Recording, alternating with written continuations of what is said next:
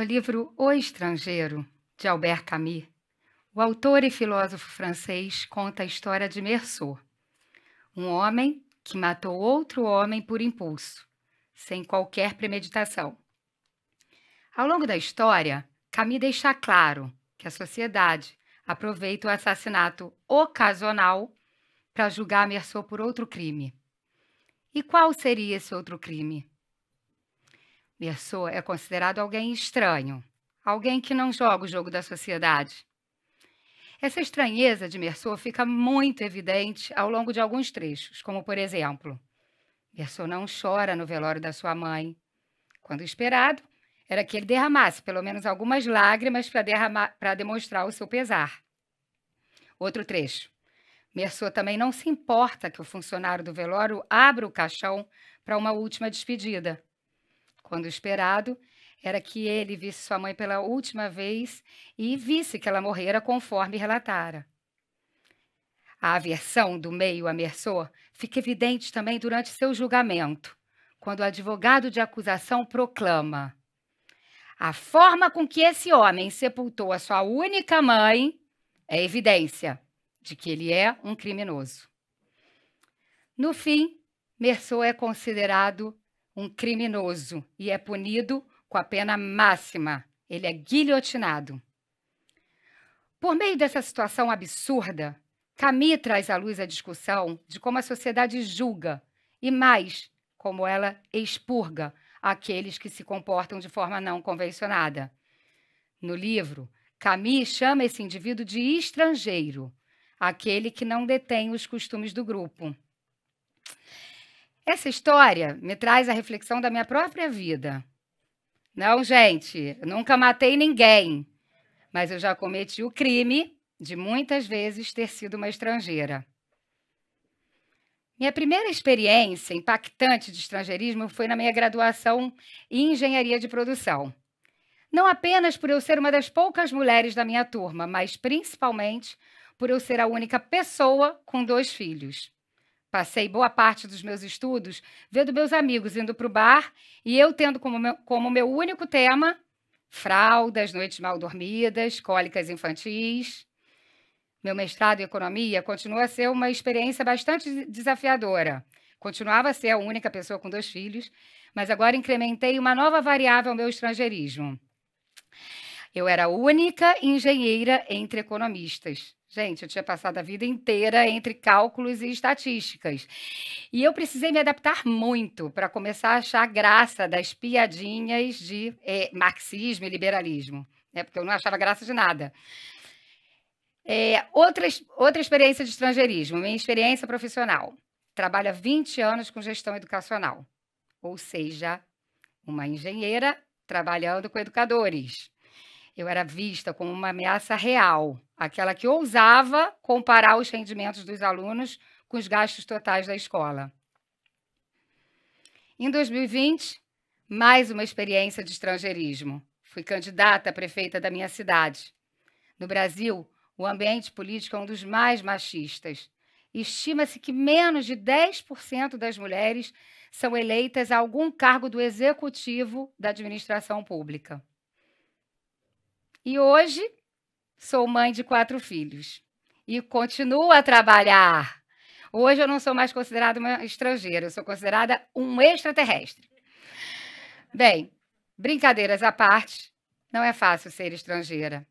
Não apenas porque você não conhece os códigos sociais do meio, mas porque o meio tenta te expelir. Lembra da guilhotina de Camus?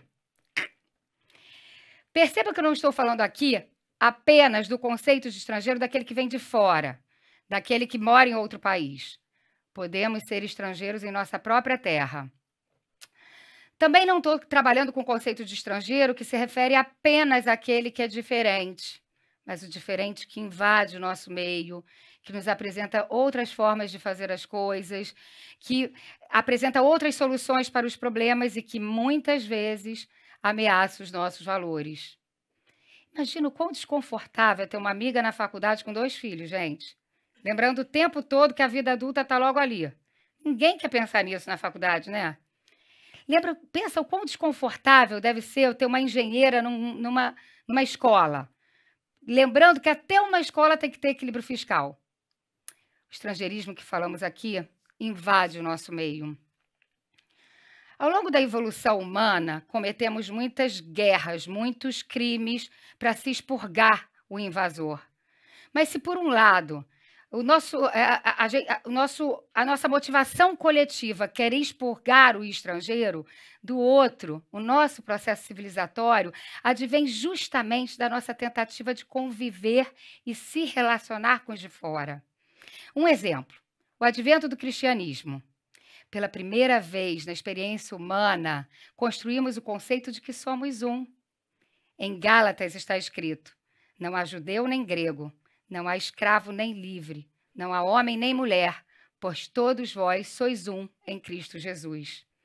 Depois disso, a ideia de amor ao próximo foi acolhida pelas maiores religiões do mundo, que sensibilizam constantemente os seus fiéis da importância de se amar, acolher, tolerar.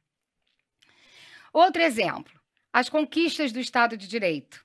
As respectivas constituições consagraram que todos nós temos os mesmos direitos e deveres. Todos nós somos iguais perante a lei. Mas se, por um lado, temos o Estado de Direito que garante, temos a religião que nos inspira, por que cresce no mundo inteiro o advento de pensamentos e práticas totalitárias? São milhares de pessoas que voltaram a defender a proteção da sua tribo, dos seus costumes. Para Bauman, sociólogo polonês, vivemos numa sociedade instável, cada vez mais guetificada, que busca fugir da convivência de estranhos. Quando essas pessoas percebem que as suas bolhas não as protegem de uma convivência indevida, eles se tornam cada vez mais extremistas para blindar os seus costumes. Sim, o extremismo é uma reação ao medo que todos nós sentimos do estrangeiro. Quando temos um invasor, guilhotinamos. E esse medo dessas pessoas não passará se colocarmos em leis o que é certo e o que é errado. Esse medo também não passará se a gente fizer uma passeata ou se praticarmos o cancelamento virtual. Pelo contrário, esse medo aumentará. As conquistas do Estado de Direito são muito importantes, são necessárias, mas não são suficientes. É preciso que o indivíduo acompanhe essas conquistas. É preciso que o indivíduo evolua com a legislação. Caso contrário, estaremos sempre enxugando o gelo, porque o medo é um sentimento solitário, é vivido por cada um de nós, e nós precisamos, dentro de nós, vencermos esse medo. É por isso que o que eu venho defender aqui é que o caminho para vencermos esse medo que todos nós sentimos da invasão de estrangeiros é praticarmos a moderação. A moderação é o caminho alternativo ao extremismo.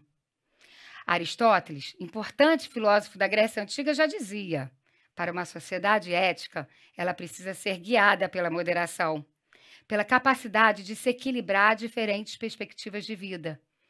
Para o moderado, o mundo não é bipolar. Entre o amarelo e vermelho, existem muitos tons de laranja.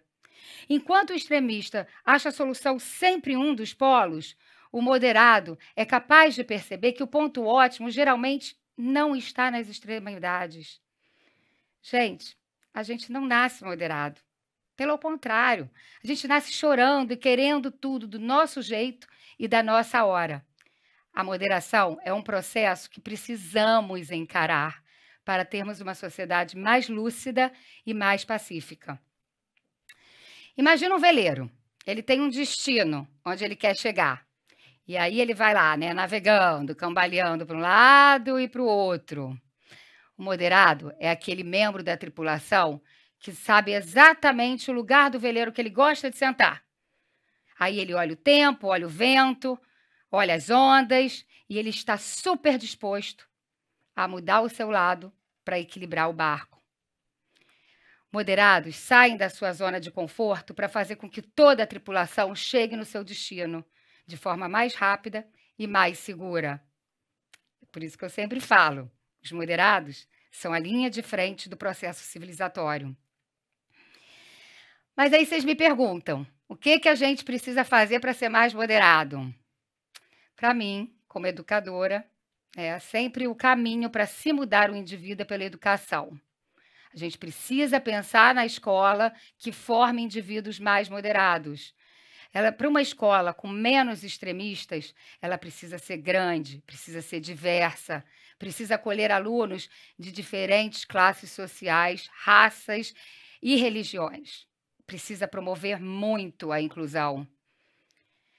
Essa escola precisa também repensar a forma que a gente está ensinando sobre totalitarismo. Sabe por quê? Porque o totalitarismo não está no passado. O extremismo, o autoritarismo está vivo dentro de nós. Enquanto a gente não entender isso, a gente não vai estar protegido da ascensão de líderes extremistas. E nós, adultos, tem um dever de casa para a gente também. A gente precisa exercitar a moderação, né? Mesmo nesse mundo que a gente está hoje. A gente precisa evitar ao máximo atitudes extremistas. Então, da próxima vez que vocês encontrarem aquele amigo de infância, que vocês viveram muitas coisas maravilhosas juntas, mas que ele tem um posicionamento político diferente do seu, se abre à moderação. Tenta não guilhotiná-lo. Na maioria das vezes você vai ver que ele não é um criminoso. Da próxima vez que você estiver em rede social, assim, louco para fazer aquele comentário com xingamento, com hostilidade, para uma pessoa que você discorda, pensa se esse seu comentário vai trazer alguma reflexão. Ou se é apenas mais um comentário para você passar por corajoso para sua tribo. Na maioria das vezes, quando somos extremistas, estamos sendo bem covardes. Então, da próxima vez que você se comportar como se a sociedade fosse um campo de batalha, pensa que sim, ela será, se você se comportar como extremista. Por outro lado, gente, a gente está no século XXI, a gente não está mais na Idade Média. Será que a gente ainda precisa de um inimigo para achar propósito? Eu acho que não, né? O mundo é uma vasta escola de investigação. Suas regras, seus valores são constantemente reavaliados, seja por conta da chegada de um estrangeiro, seja por conta de uma inovação tecnológica, seja por desígnios divinos, como foi o caso da pandemia. A nossa existência ganha relevância à medida que contribuímos para que nossa sociedade reencontre o equilíbrio numa posição de evolução. E aí? O que nós aqui estamos contribuindo para isso? Para reencontrarmos o nosso equilíbrio. Bem, moderados não são adébitos a monólogos, nós gostamos de muita troca. Eu estava querendo aqui conversar com cada um que está mexendo a cabecinha aqui, né? Então eu vou parar por aqui. Espero ser honrada com a reflexão de vocês, que a gente saia daqui com ações concretas, com pontes potentes, com encontros incríveis, para se construir uma sociedade mais moderada e um mundo melhor para todos nós. Muito obrigada.